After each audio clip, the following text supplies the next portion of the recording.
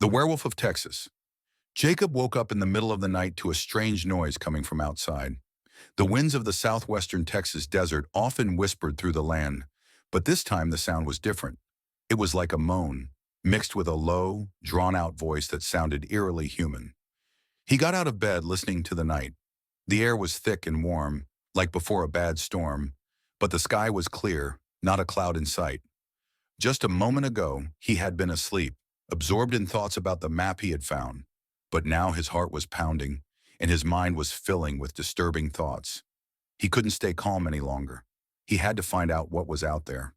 What or who was lurking in the dark near his farm. Gathering all his courage, Jacob grabbed a lantern and stepped outside. The ground beneath his feet was warm, and above him the starry sky that had been so familiar since childhood stretched endlessly. But the night was not ordinary. It seemed alive, breathing. As soon as Jacob took his first step across the yard, he heard a quiet rustling in the bushes nearby. He stopped, listening carefully. At first it was just shadows moving between the trees, but then he realized it wasn't just shadows. He felt a strange, unsettling sensation creep up his spine. Jacob's heart froze when his gaze fell upon something in the distance. In the dark, he saw a figure slowly approaching. It was not a human. He knew it instantly. It moved like a predator, with a graceful yet terrifying step, not human at all. The fiery reflection of eyes gleamed from the creature, and Jacob felt a cold wave of fear wash over his body.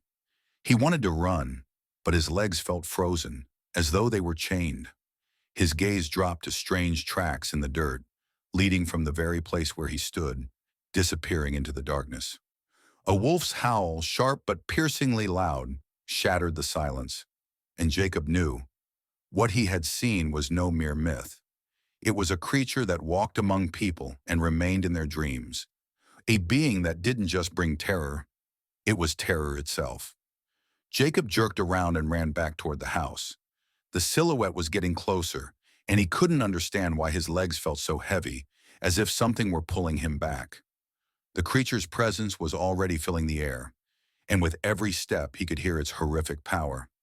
He barely reached the door when he heard the chilling sound, the unmistakable footsteps drawing near. It was a wolf, but not just any wolf.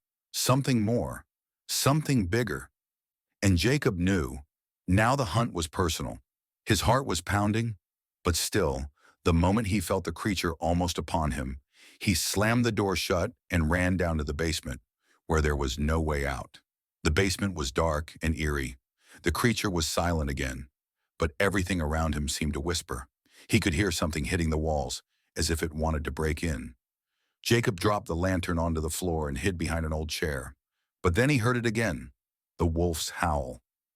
"You can't hide." The voice was very close, almost sinister. It wasn't just a whisper. The creature was nearby. It was in his mind.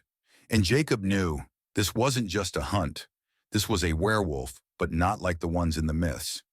It was a beast that absorbed people, their souls, their emotions.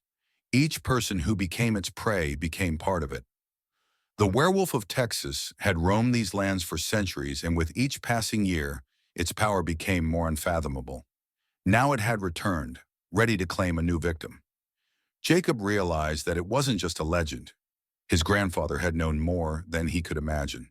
And now, as he lost his grip on reality, his battle with the monster had become a fight for survival, where every movement could be his last.